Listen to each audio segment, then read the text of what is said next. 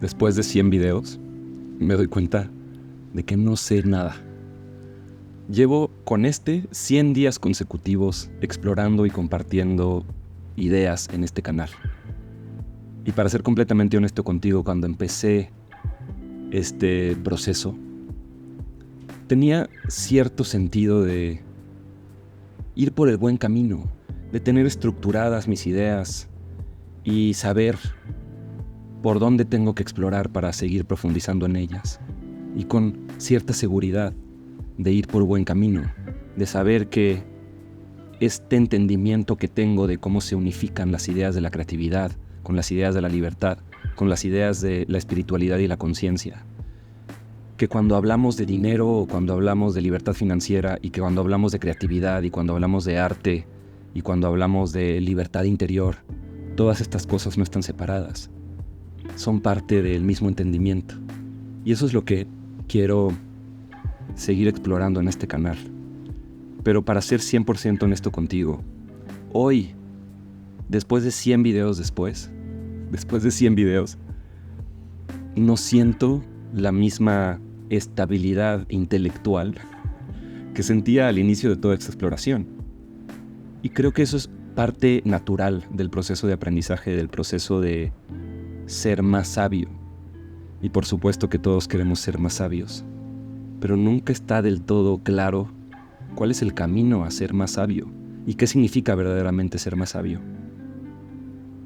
Y una de las grandes certezas que he encontrado es que el mundo del intelecto y el mundo de la espiritualidad y la conciencia son dos cosas completamente distintas. La espiritualidad no es pensar. Y resulta que cuando queremos tener un despertar espiritual o cuando queremos iluminarnos, en realidad lo que está pasando es que nos alejamos del proceso del despertar espiritual o de lo que podemos llamar la iluminación, que no es nada mágico ni fuera de este mundo, es en realidad algo tan sencillo que cuando lo descubres, en vez de sentirte como si tuvieras un superpoder o en vez de sentirte como si fueras alguien especial, te das cuenta que es en realidad la naturaleza y la vibración, la esencia de todo que nos vuelve iguales. Es la famosísima igualdad de la dignidad, la igualdad espiritual. Cuando en términos de conciencia decimos todos somos hijos de Dios y todos somos iguales por nuestra divinidad. Pero resulta que en la práctica no todos somos iguales. Y que tratar de imponer la igualdad de oportunidades, o mucho peor, tratar de imponer la igualdad de resultados, genera verdaderos problemas muy fuertes en la sociedad. Y todas estas son las cosas que yo quiero seguir explorando en este gran reto de hacer 1001 días consecutivos de explorar y compartir estas ideas contigo en este canal.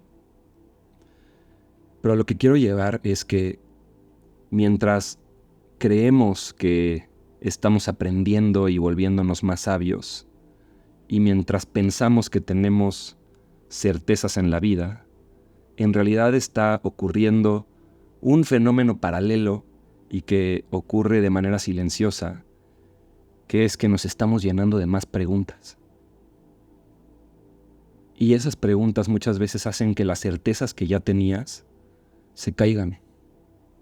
Y cuando vives un proceso de esos, puedes experimentar algo que se llama la disonancia cognitiva. Y esto puede generar mucho sufrimiento. La disonancia cognitiva no es nada más un fenómeno psicológico, es algo que a veces duele y genera sufrimiento real o depresión real y problemas reales en tu vida. Pero es que tú tenías un entendimiento de cómo funciona el mundo y de repente entró una idea a esa jerarquía de ideas que corrompe la casa de naipes. Y ese es uno de los grandes problemas de crear una casa de naipes con tu manera de estructurar la realidad, que puede llegar una idea y la puede tirar. Y cuando se te derrumba tu casa de naipes de cómo estructuras la realidad y cuáles son las ideas que utilizas para interpretar todo lo que está sucediendo a tu alrededor, y de repente se te cae todo eso, puede ser muy difícil salir de ahí. Y hay muchas personas que pierden su sentido de autonomía, su sentido de amor propio, su sentido de yo valgo, yo puedo, yo sé. Y resulta que, de nuevo, todos queremos ser sabios, pero no está muy claro cuál es el camino a ser más sabio o más consciente. Y cuando estás en el mundo de la espiritualidad sin la religión, puede ser muy fácil ver la religión como una escalera, en donde estás en un camino de elevar tu conciencia, y ese camino puede ser infinito, y se mezcla con el ego. El espiritualismo del ego es muy difícil de identificar, porque el ego quiere formar parte de ese despertar espiritual y quiere apropiárselo y quiere decir fue gracias a mí y fue gracias a las herramientas y las tecnologías de conciencia que yo supe dominar y a la maestría de mí sobre mi mente, mi cuerpo y mi conciencia. Y de repente resulta que yo reemplacé una idea de Dios que no había entendido completamente bien con mi ego. Y no solamente es cualquier ego, sino es un ego espiritual. Es como un ego fortalecido, que todavía se vuelve más rígido y más difícil de relacionarse con el ego, porque aunque hay muchas personas que están en el viaje de suprimir el ego, todavía algo que es mucho peor es volver tu ego tu enemigo. Es estar luchando contra ti mismo. Y en esta realidad tienes ego y tienes lenguaje, y tu lenguaje tiene cargas energéticas, pero tienes que utilizar tu lenguaje. Y si vuelves el lenguaje el enemigo, y si vuelves tu ego el enemigo y lo único que quieres es no tener ego, puedes llegarte a perder en un mundo de la espiritualidad que se vuelve en realidad muy oscuro, que en vez de integrar la sombra la rechaza, y al rechazarla crea una sombra todavía mucho más grande. Crea un monstruo todavía mucho más fuerte y mucho más agresivo, porque el que está en la trampa del materialismo espiritual, el que cree que sabe que es una persona espiritual, está en la trampa más grande de todas. Y ahí es donde llego al primer problema que me encontré en todo este viaje, que es que las certezas pueden ser una prisión, y las certezas espirituales todavía son mucho más peligrosas. Las certezas sobre el mundo metafísico que no podemos ver, no podemos medir, no podemos observar o fotografiar, y nos podemos perder en el mundo de las creencias. Y mucha gente está peleada con las creencias, pero hasta rechazar las creencias es una creencia. Rechazar a Dios requiere de mucha fe y requiere de una superioridad intelectual de pensar que tú sabes a ciencia cierta que no hay un creador. Y estas son el tipo de cosas que hemos estado explorando en este canal, pero a lo que quiero llegar es que es natural que en vez de mejores respuestas o de sentir que tenemos un entendimiento más grande, de repente llegamos a sentir que tenemos más preguntas y más confusión. Y aquí te quiero platicar una anécdota, una historia que me pasó a mí, que tiene que ver con la maestra que tuve de filosofía y literatura universal en tercero de preparatoria. Me acuerdo perfecto, Lucía Zambrano, si me estás escuchando, te agradezco la vida, porque fue no solo mi primer acercamiento a la filosofía profunda y seria, sino que fue un acercamiento a la literatura universal y a la poesía. Especialmente me abrió los ojos a Jaime Sabines, José Saramago, Mario Benedetti, grandes escritores. Bueno, ya después descubrí que yo no estaba muy de acuerdo con la visión marxista de José Saramago, pero no le quita que haya escrito grandes obras que me robaron muchas noches. Y lo que te quiero platicar es que en el examen final de Filosofía y Literatura Universal de Lucía Zambrano en tercero de preparatoria, yo cursé la preparatoria en Chiapas, yo viví algo que fue una gran lección de vida para mí. En el examen final, era un examen normal, digamos de 2 hojas, y al final había una pregunta que era una petición de la maestra para que tú te pusieras tu calificación final del semestre. Pero había una especie de trampa, algo que tú tenías que entender. Ella te decía, el número que pongas del 1 al 10 va a ser tu calificación final, independientemente de lo que hayas respondido en este examen. Era la última pregunta, ¿no? Pero te decía, el número que vas a poner es ¿qué tanto crees que sabes sobre literatura y filosofía? Esa era la pregunta. Del 1 al 10, según tú, ¿cuánto sabes? Y por supuesto que era una pregunta, ¿cómo se dice? Una pregunta capciosa, una pregunta con una trampa ahí, porque responder a esa pregunta que tú sabías más de 3 ya era no haber entendido la clase. Porque, por ejemplo, si nos vamos a una de las grandes frases de la historia de la filosofía, Sócrates dijo, yo solo sé que no sé nada. Eso es un entendimiento que viene de un viaje por el conocimiento, que antes de emprender el viaje del conocimiento ni siquiera estás consciente de cuánto conocimiento hay. Por lo tanto, no sabes ni siquiera todo lo que no sabes. Existe lo que sabes que no sabes, pero también existe todo lo que no sabes que no sabes.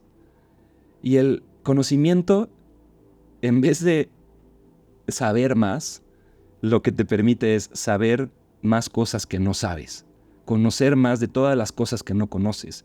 Y es una especie de iluminación, cuando te das cuenta de todo lo que no sabes, y lo que sucede es que se despierta dentro de ti una pasión y un fuego de la curiosidad, de ganas o sed de sabiduría. Y que no es nada más sabiduría de conocimiento, de información, de que tengas que llenar tu cerebro de datos, o de frases, o de entendimientos. En realidad la sed es una sed de verdad. Porque la información abunda, pero la verdad no. Y cuando tienes preguntas honestas, por ejemplo, si de verdad quieres saber si Jesucristo fue una figura histórica, si verdaderamente vivió, y después te das cuenta que sí, lo más seguro es que sí, realmente vivió. Y hay mucha evidencia histórica que apunta a que realmente Jesucristo vivió en la época romana, en tiempos de Poncio Pilato. Oye, ¿y si esto es verdad? Y no nada más es una recopilación de mitología pagana, el cristianismo. Si Cristo realmente vivió, entonces también fue crucificado. Y si sí fue crucificado, ¿resucitó? Y si sí resucitó, ¿qué significa eso para mí? Y creo que por allí es donde yo he encontrado muchas más preguntas de las respuestas que yo pensaba que ya tenía. Porque yo vengo de crecer en el catolicismo y después de rechazar a la iglesia por todas las atrocidades que me enteré que hacía la iglesia y alejarme de la religión como dogmatismo. Pero después también darme cuenta que todas estas cosas que te promete la espiritualidad sin la religión tienen un peligro muy fuerte detrás. Y después yo no estoy aquí para platicarte mi experiencia, pero he tenido encuentros energéticos, no sé cómo, de qué otra manera explicártelos, con la energía o con la presencia del buen Yeshua. Y probablemente en un video muy cercano te voy a platicar de qué va todo eso, pero me ha llevado a volverme a preguntar si verdaderamente rechazar la religión por completo y pensar que yo me puedo hacer cargo de mi espiritualidad es el camino correcto. Y sé que hay muchas personas que están en esa misma paradoja, esperando a obtener más sabiduría para saber si verdaderamente voy por el camino correcto o tal vez sea bueno volver a considerar cosas que antes había tachado en mi intelecto como fuera de la cancha, fuera de la posibilidad. Y entonces empiezo a entender con más profundidad estas ideas de que la sabiduría no es saber mucho, sino verdaderamente entender que sabes muy poco. Y que la sabiduría verdadera es formular mejor tus preguntas y priorizarlas mejor, porque hay infinidad de preguntas, pero ¿cuáles son las preguntas que son más importantes para ti en este momento? Entonces, también he aprendido que el ego quiere tener la razón. Y cuando estás hablando, por supuesto que está el ego metido en la conversación. No se puede hacer del todo a un lado, pero podemos aprender a identificar cuando en realidad está hablando el ego y cuando quiere decir cosas desde este estado de conciencia en donde crees que sabes, que es una trampa y una prisión. Entonces, el que cree saberlo todo, pues en realidad deja de tener esa curiosidad por las verdaderas preguntas, se enfoca en las respuestas que piensa que ya tiene. Y ahí es cuando dejas de aprender y dejas de acercarte a el camino, que no queda de todo cierto cuál es el camino para ser cada vez más sabio. Pero definitivamente creo que espiritualmente hablando, ser más sabio no tiene que ver con las ideas necesariamente, porque es en el presente, es en el sentir. Cuando verdaderamente puedes decir que estás en el presente es cuando más estás en el sentir, en el área del corazón y de la emoción, y no tanto del intelecto y la lógica y el pensamiento por deducción.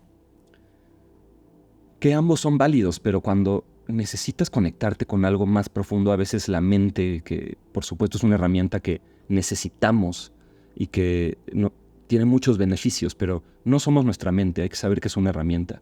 A veces la mente nos saca de la verdadera experiencia de nuestra propia conciencia, y ahí es cuando nos perdemos en la ilusión de la separación. Definitivamente la mente es separación, porque yo soy el que pienso y yo soy el que está jugando con estas ideas, ¿no? Pero cuando entras en la magia del presente, de alguna manera sientes que todo está bien ahora. Y eso especialmente para una persona creativa, un emprendedor, un artista, alguien que quiere vivir su vida bajo sus propios términos, los que sean. Tienes que saber que siendo una persona que tiene deseos, es muy fácil perderse en la ilusión de la separación, de ser un sujeto persiguiendo un objeto, persiguiendo una meta, tratando de completar mi vida hasta que se logre satisfacer este deseo o este reto que tengo enfrente de mí. Y creo que eso más bien es un juego. Y el juego es parte del proceso, pero el proceso se tiene que vivir desde la conexión con quién somos realmente, lo que somos realmente. Nuestra verdadera identidad es realmente conciencia, no ego, intelecto, pensamiento, psique. Y cuando aprendemos a tener esa danza, pues creo que la vida se vuelve más completa y más rica. Es lo que estoy tratando de explorar en este viaje de compartir todas estas ideas contigo todos los días.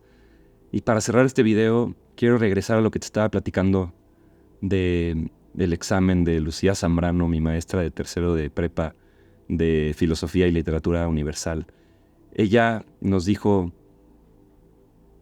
dependiendo de lo que respondan en esta pregunta, va a ser su calificación final, que depende si pasas la materia o no, al final de todo el semestre. Y era una pregunta capciosa, ¿no? Tú tenías que decir, del 1 al 10, ¿cuánto piensas que sabes sobre literatura? Y definitivamente la respuesta correcta fue 1. Yo solo me acuerdo que solamente una persona de todo nuestro salón respondió con un 3. Todos los demás nos pusimos 10, yo creo que yo puse 8, algo así. Y solamente una persona puso 3. Y fue una lección. Yo en ese momento cuando la maestra nos estaba dando las calificaciones, y definitivamente todos los que se pusieron 10 estaban casi reprobados, ¿no? No reprobó a nadie, pero nos dio el ejemplo del buen Sachs. El buen Sachs se puso 3. Y sí, él sí entendió que si habías entendido de qué se trataba la materia, el despertar que habías tenido era a darte cuenta todo lo que no sabías. Que la sabiduría es algo vasto, es un océano que no podemos entender. Y así como dice Jodorowsky, no puedes cambiar al mundo, pero puedes comenzar a cambiarlo. Y no puedes entender cómo funciona la realidad, pero puedes empezar a entenderlo. Puedes tener ese deseo del saber, esa sed de querer acercarte a la verdad, y después solamente disfrutar el proceso, porque nunca vas a llegar. Pero si ya tienes esa sed, de alguna manera te puedo decir que ya ganaste. Si las preguntas para ti son más importantes que las respuestas, y si estás contento en el no saber y te gusta explorar para tal vez acercarte a saber, pero sabiendo que nunca vas a completamente saber porque la certeza en realidad es esa prisión que no te permite seguir aprendiendo, no te permite seguir cuestionando. Creo que por ahí va todo esto. Entonces, el que cree saber todo es el que se estanca, el que deja de aprender. Y el que se cree espiritual, el que se cree una persona iluminada, es el que está más lejos de la conciencia.